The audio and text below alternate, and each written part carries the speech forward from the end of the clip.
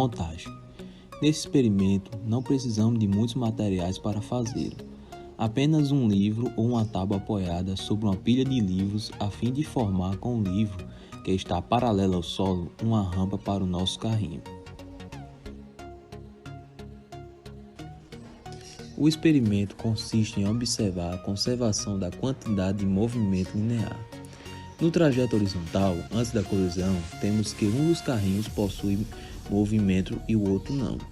O sistema dos dois carrinhos, como um todo, possui uma quantidade de movimento total que se mantém constante, que é a quantidade de movimento que o primeiro carrinho ganha ao descer da rampa. Esta quantidade, depois da colisão, é distribuída entre os dois.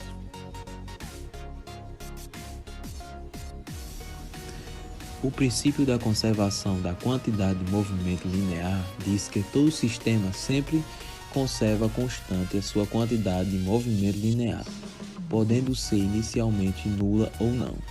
Neste experimento, o sistema considerado são os carrinhos, onde um deles ganha movimento ao descer por uma rampa.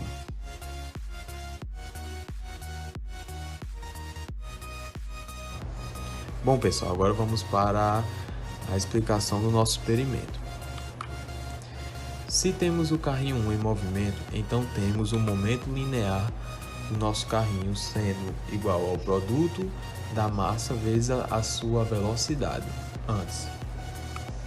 Então, ao ter esse movimento antes, o carrinho vai se chocar com o carrinho 2 de massa igual, sendo M1 igual a M2, que eu já substituí aqui por M, para ficar mais fácil a compreensão e a visualização. Então, a gente tem que o carrinho 2 está em repouso. Então, conclui-se que o momento linear do carrinho 2 antes é igual a zero. Sendo assim, como a massa é constante nesse caso, temos que a velocidade do carrinho antes é igual a zero, porque ele está parado. Temos que o primeiro transfere totalmente seu movimento para o segundo, então há a conservação do movimento.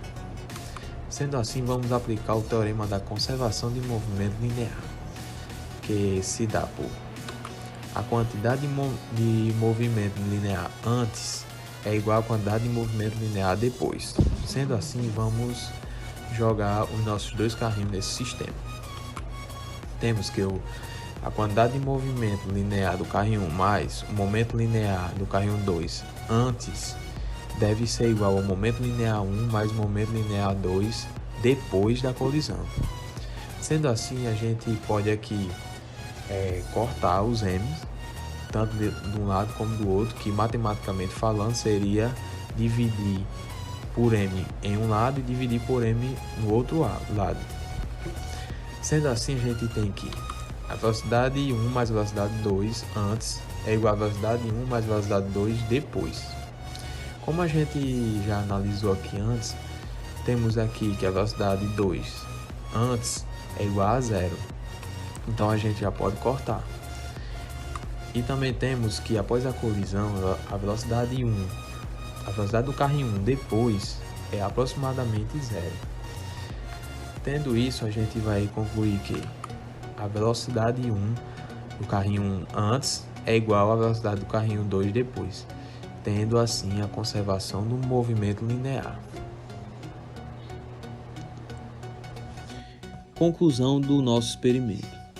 Se dois objetos que possuem a mesma massa colidem frontalmente, e se antes do choque somente um deles é que possui a quantidade de movimento linear, este pode transferir totalmente para o objeto que estava parado, adquirindo assim o objeto 2 toda a quantidade de momento linear que possuía o objeto 1.